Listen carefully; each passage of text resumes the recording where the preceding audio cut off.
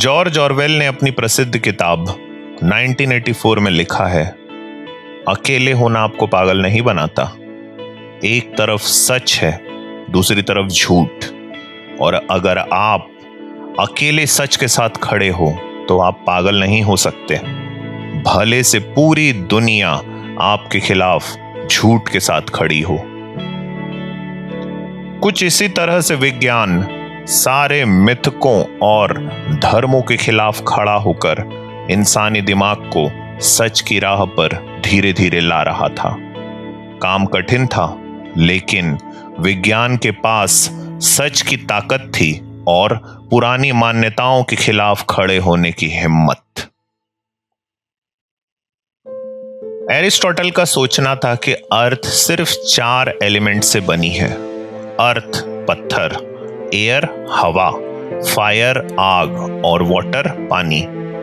ये सोच गलत थी, क्योंकि आज के विज्ञान के सहारे हम जानते हैं कि 100 से ज्यादा एलिमेंट्स हैं, लेकिन फिर भी एरिस्टोटल की इस गलत सोच ने कम से कम एलिमेंट्स की नींव तो रख दी थी।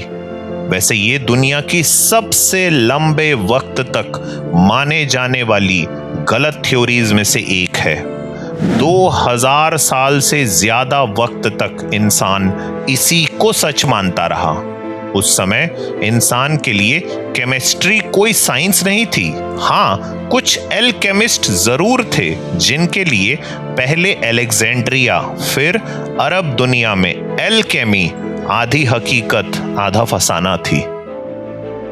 ऐसा ही एक 8th सेंचुरी का अरबी एल्केमिस्ट था, जबर इब्न हय्यान।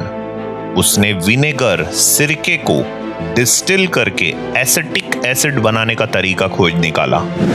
कुछ इसी तरह जर्मन एल्केमिस्ट आंद्रेयस लिबाउ ने 1597 में एल्केमी नाम की बुक लिखी, जिसमें उसने हाइड्रोक्लोरिक एसिड, सल्फ्यूरिक एसिड और नाइट्रिक एसिड बनाने का तरीका लिखा।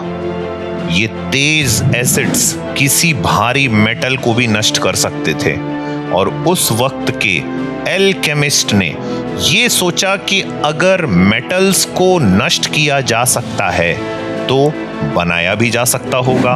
और जैसा कि उस वक्त की एल्केमी सिर्फ 4 एलिमेंट्स को ही मानती थी, तो उन्होंने सोचा कि शायद कोई भी चीज इन 4 के सही कॉम्बिनेशन से बनाई जा सकती है।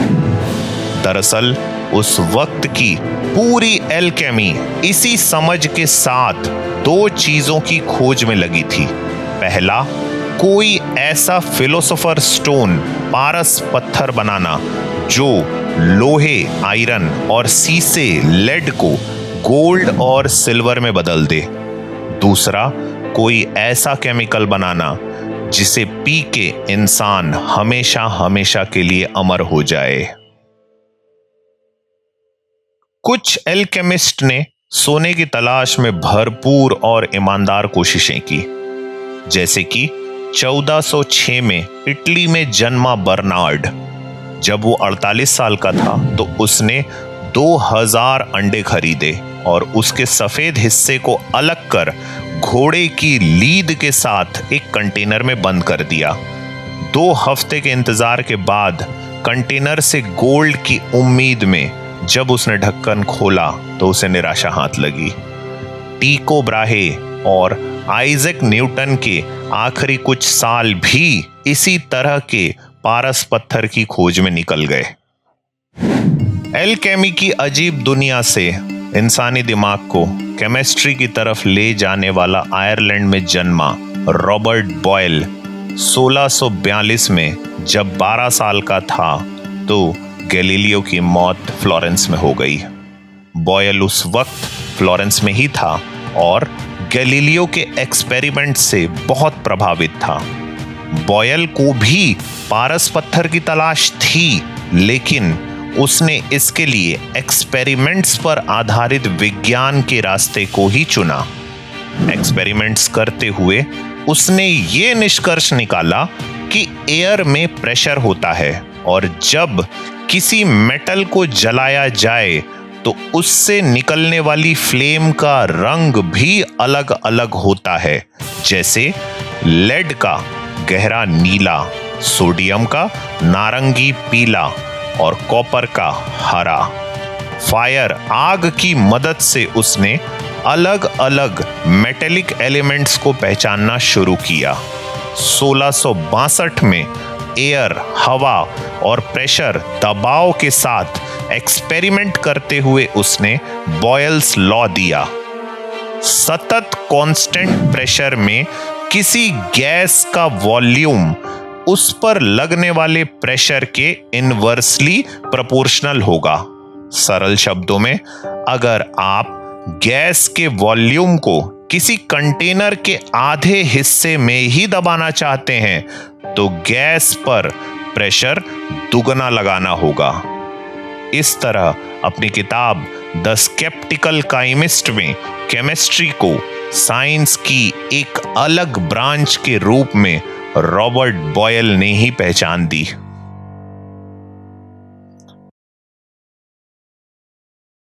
जहां फिजिक्स और एस्ट्रोनॉमी तारों सितारों की बातें कर रहे थे, वहीं अर्थ की स्टडी यानी ज्योग्राफी अभी भी नन्हे कदम ले रही थी।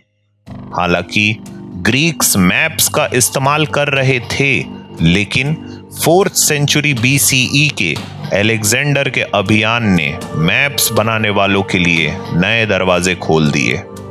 इसके 100 साल बाद अलेक्जेंड्रिया की लाइब्रेरी में एराटोस्थेनिस ने ज्योग्राफी शब्द का इस्तेमाल पहली बार करते हुए 3 वॉल्यूम की किताब लिखी, ज्योग्राफिका, जिसमें उसने नक्शों को समझने के लिए पैरेलल्स और मेरिडियंस का इस्तेमाल किया। इसके ठीक बाद हिपार्कस ने मून के अपने ऑब्जर्वेशंस का इस्तेमाल करते हुए अर्थ के मैप को लाइंस में बांटा, जिसे आज हम लॉन्गिट्यूड और लैटिट्यूड के नाम से जानते हैं। लेकिन ग्रीक्स का विज्ञान अभी भी सिर्फ अर्थ के मैप्स की ही बात कर रहा था। एरिस्टोटल के अनुसार अर्थ हमेशा से रही थी और यही उस वक्त की आम मान्यता बन गई। 1647 में जॉन लाइटफुट नाम के नेचुरल फिलोसोफर ने ओल्ड टेस्टामेंट के जियोलॉजिकल अकाउंट्स को आधार बनाकर अर्थ की उम्र निकालने की कोशिश की। उसके इस अजीब प्रयास के हिसाब से अर्थ सितंबर 3928 BC में बनी थी। 3 साल बाद 1650 में इस अजीबोगरीब प्रयास को आगे बढ़ाते हुए जेम्स अशर नाम के एक आयरिश बिशप ने बाइबल की क्रोनोलॉजी के हिसाब से अर्थ बनने का समय बताया। 23 अक्टूबर की शाम 4004 BC। ये कोई विज्ञान नहीं था, लेकिन फिर भी एरिस्टोटल की हमेशा से अस्तित्व में रहने वाली अर्थ की बजाय अब अर्थ की उम्र निकालने की कोशिश तो हो रही थी। 1701 में विनचेस्टर के बिशप विलियम लॉयड ने 4004 BC को अर्थ बनने की तारीख बाइबल के मार्जिनल नोट्स में छपवा दी, और तब से लेकर आज तक क्रिश्चियन दुनिया में ये मान्यता बन गई कि अर्थ सिर्फ 6000 साल पहले ही बनी है। अर्थ साइंस को समझने और विकसित करने की पहली गंभीर कोशिश हुई 1669 में, जब डेनिश एस्ट्रोनॉमर निकोलस स्टेनो ने किताब लिखी preliminary discourse to a dissertation on a solid body naturally contained within a soil, जिसमें उसने पत्थरों और फॉसिल्स के बनने पर चर्चा की। 1st सेंचुरी के रोमन फिलोसोफर प्लाइनी का मानना था कि अर्थ में दिखने वाले पत्थर आसमान से गिरे हैं। अरब फिजिशियन आविचेना का मानना था कि अर्थ के अंदर कोई प्लास्टिक फोर्स है जिसने पत्थरों को पहाड़ों में ढाल दिया है। लेकिन स्टेनो ने रॉबर्ट हुक के निष्कर्षों को अपना आधार बनाया। रॉबर्ट हुक ने 1665 में खुद के बनाए माइक्रोस्कोप से ये खोज निकाला था कि फॉसिल्स दरअसल किसी जीवित प्राणी के अवशेष हैं। स्टेनो ने रॉबर्ट हुक के इस निष्कर्ष को आगे बढ़ाते हुए 1666 में इटली के तटों पर पकड़ी गई एक शार्क के सर को सावधानी पूर्वक काटा तो उसने पाया कि शार्क के दांत फॉसिल्स पर बने हुए दांतों जैसे ही हैं। स्टेनो ने 3 सिद्धांत दिए। पहला, पत्थरों की लेयर्स तब बनती हैं जब मिट्टी के छोटे कण नदी के द्वारा अपनी सतह पर कंप्रेस किए जाएं, यानी जितनी निचली पत्थर की लेयर उतनी ही वो पुरानी है। दूसरा, ये पत्थर की लेयर्स हमेशा हॉरिजॉन्टली आड़ी ही बनती हैं। अगर सीधी लेयर्स हैं भी तो वो भी इन हॉरिजॉन्टल लेयर्स के द्वारा ही ऊपर की तरफ पुश की गई हैं। तीसरा, ये रॉक लेयर्स कभी खत्म नहीं होती। अगर 2 अलग अलग मिनरल कंटेंट वाली रॉक लेयर्स एक दूसरे के नजदीक हैं भी तो भी वो शुरुआत में एक ही रॉक लेयर्स थी। स्टेनो के ये तीनों सिद्धांत एक तरफ इशारा कर रहे थे कि रॉक की ये लेयर्स वक्त के साथ धीरे धीरे बनी हैं और निचली रॉक लेयर्स तक खोद के पहुंचना भी एक तरह का टाइम ट्रेवल है, क्योंकि जितनी निचली लेयर उतनी पुरानी। स्टेनो ने कुछ इस तरह से अर्थ साइंस की पूरी स्टडी की शुरुआत की जिसे आज हम जियोलॉजी कहते हैं। हालांकि स्टेनो भी इस बात पर यकीन करता था कि अर्थ की फॉर्मेशन डेट 4004 बीसी है। उधर आइजैक न्यूटन ने भी इस विषय पर ध्यान देना शुरू किया। उसे अर्थ की रॉक लेयर्स की बजाय अर्थ के कोर में ज्यादा रुचि थी। न्यूटन का यह मानना था कि अर्थ शुरुआत में एक पिघली हुई लोहे की यानी आयरन की मोल्टन स्फीयर थी और समय के साथ ठंडी होकर ठोस हो गई। जितनी तेजी से पिघला हुआ गर्म लोहा ठंडा होगा तो उतनी उम्र अर्थ की होनी चाहिए। उसने अंदाजा लगाया कि लगभग अर्थ के 4 करोड़ फीट से ज्यादा के डायामीटर के मोल्टन आयरन को ठंडा होकर अर्थ को आज की शेप में आने में लगे होंगे 50,000 साल। तो शायद अर्थ की उम्र है 50,000 साल। इस तरह अलग अलग वक्त पर अलग अलग वैज्ञानिकों के द्वारा अर्थ की अलग अलग एज बताई जा रही थी, लेकिन ये सभी किसी एक संख्या पर नहीं टिक पा रहे थे। और लाखों करोड़ों साल अर्थ की उम्र हो सकती है, ये तो किसी की सोच में भी नहीं था। लेकिन कुछ ऐसा हुआ जिसने सब कुछ बदल कर रख दिया। 1895 में विल्हम रोएंटगन ने अपनी लेबोरेटरी में कुछ रहस्यमयी किरणों की खोज की जो किसी सॉलिड बॉडी ठोस वस्तु के भी आर पार गुजर जाती थी। इनका रहस्य बनाए रखने के लिए उसने इन किरणों को नाम दिया एक्स रेज। ठीक 1 साल बाद 1896 में पेरिस में रहने वाले फिजिशियन आंटवान ऑनरी बिकरेल ने यूरेनियम से भी कुछ किरणों को निकलते देखा। मैरी क्यूरी और उनके पति पियर ने भी 1898 में थोरियम से किरणों को निकलते देखा। मैरी ने इसे रेडियो एक्टिविटी का नाम देते हुए कहा, ये पार्टिकल्स थोरियम के मॉलिक्यूल्स से नहीं बल्कि एटम से निकल रहे हैं।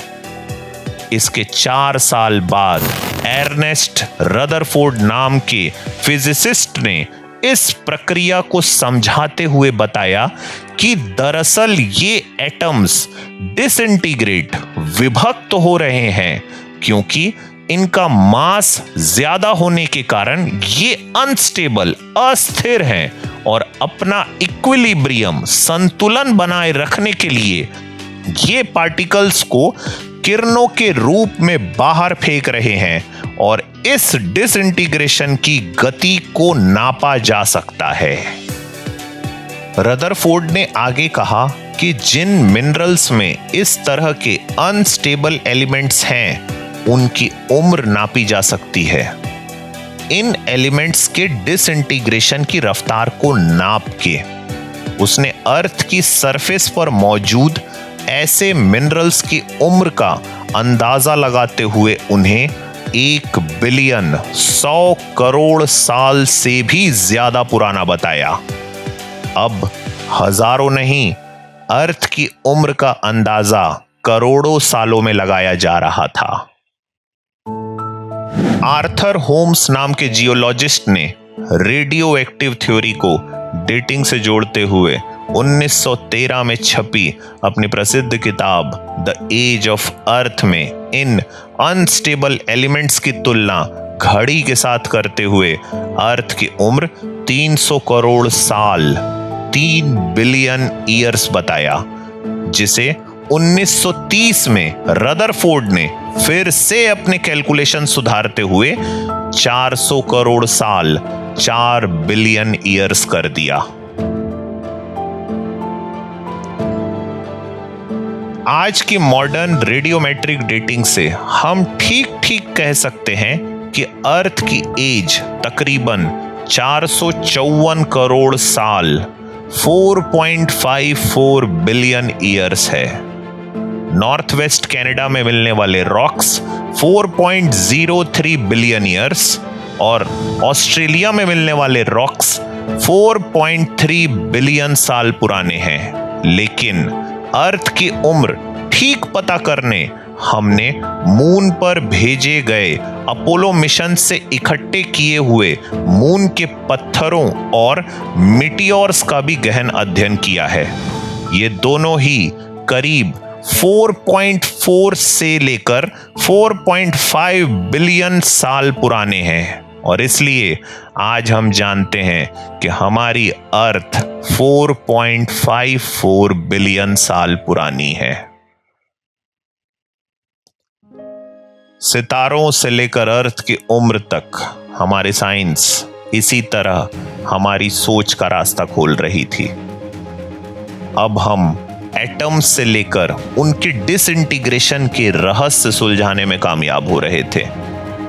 ये सफर ऐसे ही जारी रहने वाला है। इस सफर में बने रहिए। अभी बहुत कुछ बाकी है विज्ञान कथा में।